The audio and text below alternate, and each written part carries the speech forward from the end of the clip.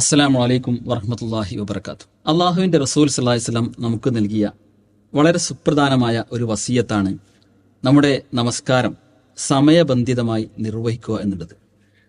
അബൂദറുൽ ഗിഫാരി റളിയല്ലാഹു അൻഹുവിൽ നിന്നും റിപ്പോർട്ട് ചെയ്യപ്പെട്ട ഒരു ഹദീസിൽ നമുക്ക് കാണാൻ സാധിക്കും. അദ്ദേഹം പറയുകയാണ്, ഔസാനി ഖലീലി സല്ലല്ലാഹു അലൈഹി വസല്ലം ബി സലാസ.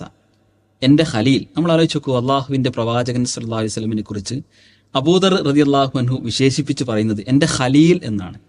സഹാബത്തിനെ സംബന്ധിച്ചിടത്തോളം അവരുടെ നേതാവായിരുന്നു, അവരുടെ മുഅല്ലിമായിരുന്നു, മാർഗദർശിയായിരുന്നു. അതുപോലെ തന്നെ അവരെ നേർമാർഗത്തിലേക്ക് വഴി തെളിയിക്കുന്ന എല്ലാ നിലക്കുമുള്ള അവരേറ്റവും ഇഷ്ടപ്പെട്ട അള്ളാഹുവിൻ്റെ ദൂതനായിരുന്നു. ആ പ്രവാചകൻ സല്ലല്ലാഹു അലൈഹി വസല്ലമിൻ്റെ ഒരു വസിയത്തിനെ കുറിച്ചാണ് അബൂദർ റളിയല്ലാഹു അൻഹു നമുക്ക് പറഞ്ഞിരുന്നത്. 3 കാര്യത്തിൽ അതിൽ ഒന്നാണ് നമസ്കാരം സമയബന്ധിതമായി നിർവഹിക്കുന്ന വിഷയം.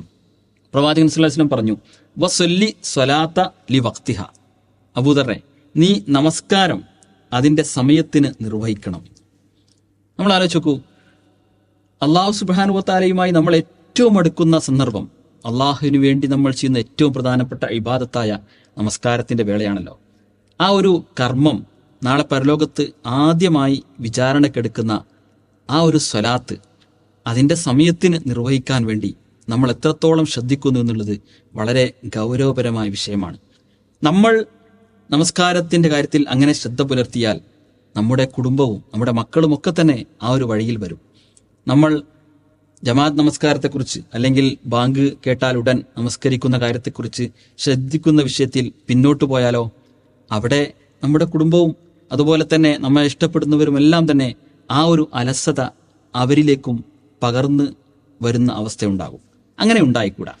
മറിച്ച് അള്ളാഹുവിൻ്റെ റസൂൽ സല്ലല്ലാഹു അലൈഹി വസല്ലമിൻ്റെ വസിയത്ത് പാലിക്കുന്ന നമ്മെ സംബന്ധിച്ചിടത്തോളം, അത് പാലിച്ചുകൊണ്ട് സ്വർഗം കരഗതമാക്കാൻ അധ്വാനിക്കുന്ന നമ്മെ സംബന്ധിച്ചിടത്തോളം അള്ളാഹുവിന് ഏറ്റവും ഇഷ്ടപ്പെട്ട സ്വലാത്തിൻ്റെ കാര്യത്തിൽ നമ്മൾ ജാഗ്രത പാലിക്കുക.